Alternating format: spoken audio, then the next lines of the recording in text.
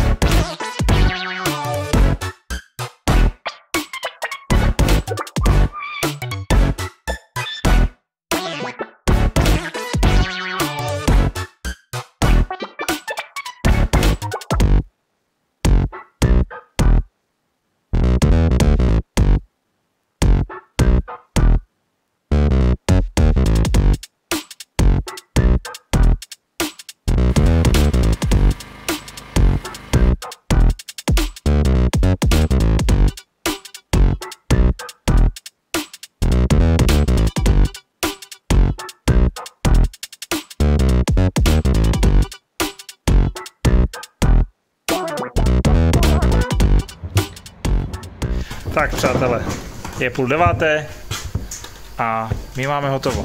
Trošku netradične zvolili sme rámy a oplechování. Vyzerá to veľmi zajímavo. Chce to spíš z dálky. Tak. Fantastické.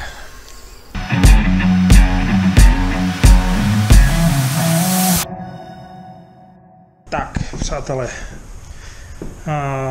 Dneska už je síce středa, ale som opäť na stavbe. Musel som spraviť malinké reoredy, aby som sa dostal ke zdi, takže som si posunul 1 tunu sadrokartónu.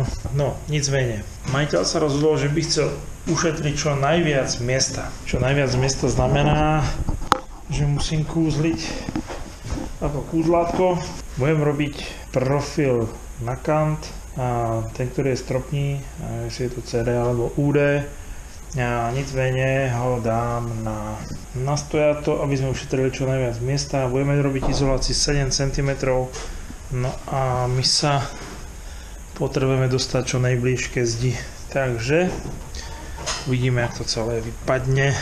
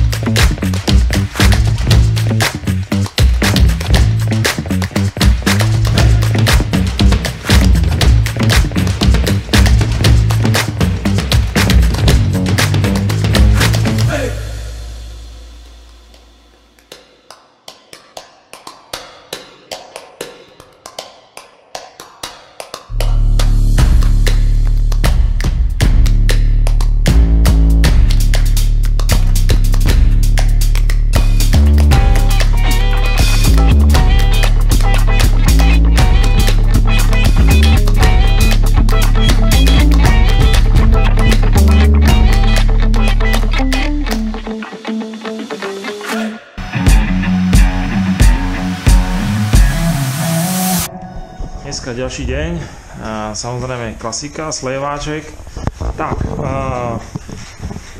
pozitívna vec je, že teda jedú bomby, ale jedna vec, s ktorou som sa teda ako stretol práve tu, je, že vlastne pokud chcem pokračovať, tak zase všechno musím premiestniť sem.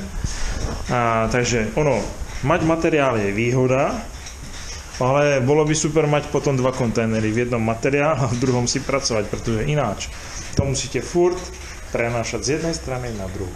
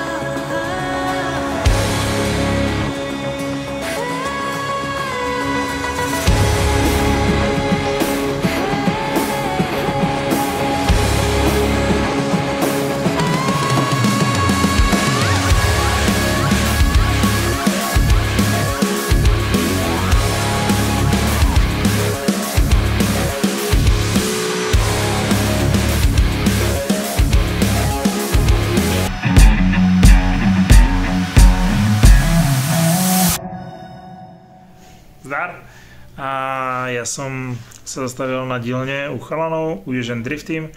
A tak ako sme slíbili, tak si skúsime povedať nejaké recenze, alebo spraviť si nejakú recenziu na tie naše dve svážačky. Zváračky, hej. Takže, Onďo, prosím ťa. Dve svážačky. Teď mám říct upřímnou recenzi nebo tu nahranou? Ne, skús upřímnou. Hele, obě jsou dobrý, ale obě mají svoje muchy a co se týče nastavování. OK. Tam s tou si nerozumím a teď asi dělá, co chce. Nebo možná naopak. Tam na mieste si hovoril o tom, že tá novšia rada od Panteru, no. áno, tá, že sa má nejakým spôsobom... Ale tam je super to, že si nastavíš jakoby proud podle tloušťky materiálu, máš to tam krásně napsané, jaká je to tloušťka materiálu, ano. Jaký je proud, všechno, ale už se mi trošku nelíbilo, možná je to jenom jako tím, že jsem neměl k dispozici návod, že jo, možná se to dá jako nastavit, ale nelíbilo se mi tam, že nastavuješ jakoby proud a zároveň se ti tomu automaticky přizpůsobuje drát, že někde jsou místa, kde bys potřeboval drátu přidat, někde drátu ubrat, ale ono se to jakoby řídilo automaticky. Jo, hodně se to tam řídí automaticky, ale myslím si, že se to dá nastavit, protože tam ten displej, jak je mačkací, tak si ho musíš vždycky prepnout. No, já jsem to zkoušel, tam mačkat různě, dopadlo to tak, že jsem mu celou rozladil, tak pak už jsem mu točil všelijak možně, aby to aspoň nějak svařovalo. Ale říkám, myslím si, že mít k dispozici jako návod, jako který tlačítko je k čemu, tak by to jako asi šlo. Okay. Úplně jako víceméně u té novější je výhoda ta, že tobě stačí znát tloušťku materiálu. Nastavíš tloušťku materiálu a máš k tomu přizpůsobený proud i drát. Neumím svařovat, vezmu svářečku, vím, že je to čtverka pásovina, vařím čtverku pásovinu, nastavím čtverku pásovinu a svařu. Jo. To je super, že nemusíš znát, jaký nastavit proud, kolik potřebuješ drátu. To je jako super. Jo. Pak je to ale nevýhoda v tom, že když víš, že si potřebuješ ubrat nebo přidat, tak pokud nemáš manuál k obsluze, jako já, jsem ho neměl, tak se s tím nedomluvíš. Kdežto u té žluté, tam si nastavíš krásně jak proud, tak posun drátu, jak potřebuješ. Ale to sa dá nastaviť aj u toho Pantera, len je o to, že to musíš vedieť digitálne. Nevěděl jsem jak. Ani jednu bych neprohlásil za špatnou, s obouma se svařuje prostě dobře. Takže jako za mě jako horko těžko rozhodnout, která je lepší. Jo. Každá má svoje plus, každá má svoje minus.